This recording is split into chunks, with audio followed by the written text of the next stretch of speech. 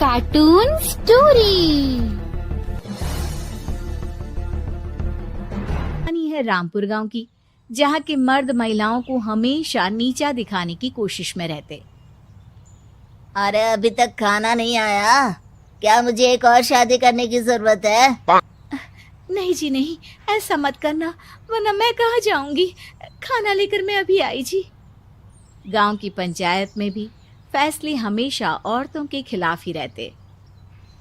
मैं जो फैसला सुनाता हूँ वो भगवान की आज्ञा होती है। इस लड़के ने अपने मन से शादी करके अच्छा नहीं किया। लड़के को घर भेज दो और इसकी शादी इसकी जाति की किसी लड़के से करवा दो। लेकिन ये लड़की, इसे तो गांव के बाहर निकाल दो। नहीं नहीं जमींदार साहब, ये क्या बोल रहे हैं? ऐसा नहीं हो सकता। मेरी बेटी मासूम है, इसे अच्छे बुरे की समझ नहीं है। अरे कहाँ जाएगी ये बेचारी? कहाँ जाएगी? इतनी चिंता है तो पूरे परिवार का गांव निकाला कर देते हैं। बेचारे पूरे बसे बसाए परिवार को गांव छोड़ना पड़ता है। चाहे जो हो, अगर बेटियों को कंट्रोल नहीं कर सकते तो गांव में रहने का कोई मतलब नहीं है। यहाँ औरतों को दब कर रहना होगा। कोई भी अपने हिसाब से कुछ नहीं कर सकता, सब ईश्वर की मर्जी से ही होगा। तभी गांव का एक आदमी दौड़ा दौड़ा आता है। सरपंच साहब, जमींदार साहब, वो कालिया है ना, उसकी बेटी पढ़ने के लिए शहर जा रही है। अच्छा, ये कब हो गया? और कालिया की हिम्मत कैसे हो गई ऐसा करने की? लेकर आओ उसे और उसकी बेटी को। बस फिर क्या था, हाजिर हो जाते हैं कालिया और उसकी बेटी सरपंच के सामने। अरे कालिया, ये क्या सुनने में आ रहा है? बेटी को इंजीनियर बना रहा है तू? और ये बता, गांव में तो स्कूल नहीं है, फिर कहाँ से इतनी क्लास पास कर गई तेरी बेटी? राधा, जो कि कालिया की बेटी है, उसे लगता है कि सरपंच उसकी तारीफ कर रहे हैं। सरपंच जी, मैंने ऑनलाइन पढ़ाई की है, डिस्टेंस लर्निंग से। सभी में मैंने अच्छे नंबर पाए हैं, जिसे देखते हुए शहर की इंजीनियरिंग कॉलेज में मुझे स्कॉलरशिप मिली है। वाह जी वाह, क्या होती है ये? पहले तो ये बताओ, फिर आगे की बात करते हैं। पूरा गांव राधा की बात सुन रहा था और राधा बोलती जा रही थी। तो ऐसे मैं फ्री में एक अच्छी शिक्षा लेकर गांव में जो कुछ परेशानियां हैं, जैसे बिजली, पानी और इंटरनेट जैसी समस्याओं के लिए काम करूंगी। मैं गांव को शहर से जोड़ने के लिए पुल का निर्माण करवाने का प्रस्ताव रखूंगी। मुझे पूरी उम्मीद है कि जल्द ही हमारा गांव भी तरक्की की राह पर चल पड़ेगा। राधा की बात सुनकर सारे गांव वाले ताली बजाने लगते हैं। सरपंच को समझ नहीं आता कि वो क्या करे। चुप रह नादान लड़की, गांव के खिलाफ जाने के लिए तुझे गांव से बेदखल कर दिया जाएगा, वो भी पूरे परिवार के साथ। और हाँ, अगर ठीक से गांव में रहना चाहती है तो ये पढ़ाई लिखाई छोड़ दे। हम तेरे लिए गांव का कोई होनहार लड़का देखेंगे। तभी गांव का एक आदमी बोल पड़ता है। अरे नहीं नहीं सरपंच जी, राधा बिटिया जो बता रही है, अगर वैसा हो जाए तो हम लोगों को पैसा कमाने के लिए बाहर नहीं जाना पड़ेगा। हाँ जी, और ना ही कोसों दूर पानी के लिए भटकना पड़ेगा। हमारे बच्चे भी अच्छी पढ़ाई कर सकेंगे और आगे बढ़ेंगे, ना कि हमारी तरह खेती करते बैठेंगे। क्यों गांव वालों, राधा बिटिया का साथ देना चाहिए ना। सरपंच देखता है कि गांव राधा के साथ है तो वो चुप हो जाता है।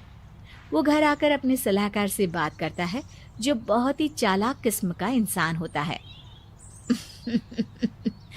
अरे सरपंच साहब, आपको बहुत ही होशियारी से काम लेना पड़ेगा। एक बार गांव तरक्की कर गया, यहाँ के बालक पढ़ लिए तो कोई ना पूछेगा आपको। और फिर ये जो बेटा और बेटी है ना आपके, इनको भी आम लोगों की तरह ही जीवन जीना होगा। हाँ, लेकिन करे तो क्या करे? वो ना आप मुझ पर छोड़ दीजिए, बस मैं जैसा बोलूं करते जाइए। अगले रोज सुबह जब गांव वाले सोकर उठते हैं तो राधा के घर के बाहर और साथ ही वो लोग जिन्होंने राधा का सपोर्ट किया था उनके घर के आगे लाल रंग से कल आऊंगी लिखा होता है।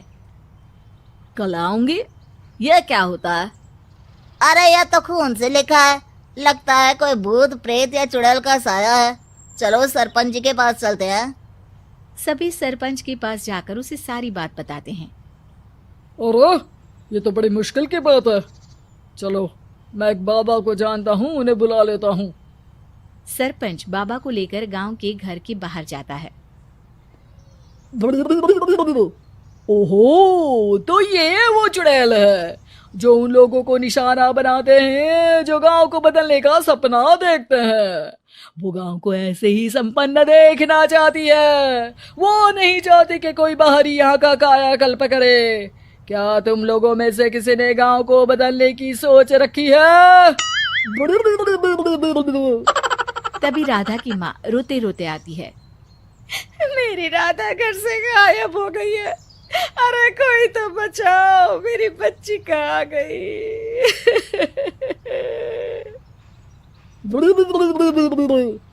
ले गई वो चुड़ैल, तेरी बच्ची को ले गई।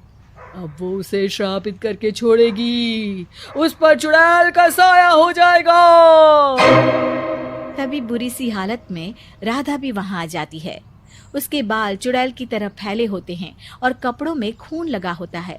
सभी राधा को देखकर डर जाते हैं। माँ, पता नहीं मुझे कौन उठा कर ले गया था। अरे दूर दूर हो जा चुड़ैल, अब हम लोग इस गांव में नहीं रुकेंगे। अरे कैसे बातें कर रहे हैं आप? कल तो आप मेरे भरोसे गांव का हुलिया बदलने, अपने बच्चों को पढ़ाने और तरक्की उन्नति की बात कर रहे थे, तो आज क्या हो गया आपको? ये फिर तुम लोगों को बहकाएगी। ये चुड़ैल गांव में आ चुकी है, ऐसे ही ये तुम्हारे घर के बच्चों को भी ले जाएगी। गांव वाले राधा को गांव से बाहर निकाल देते हैं। उसके माँ बाप रोते रहते हैं लेकिन गांव वाले नहीं मानते। मैं भी अपनी बहन के साथ गांव के बाहर रहूंगा, लेकिन वो पढ़ाई नहीं छोड़ेगी। वहीं सरपंच के घर पर सलाहकार कहता है। देखा, सांप भी मर गया और लाठी भी नहीं टूटी।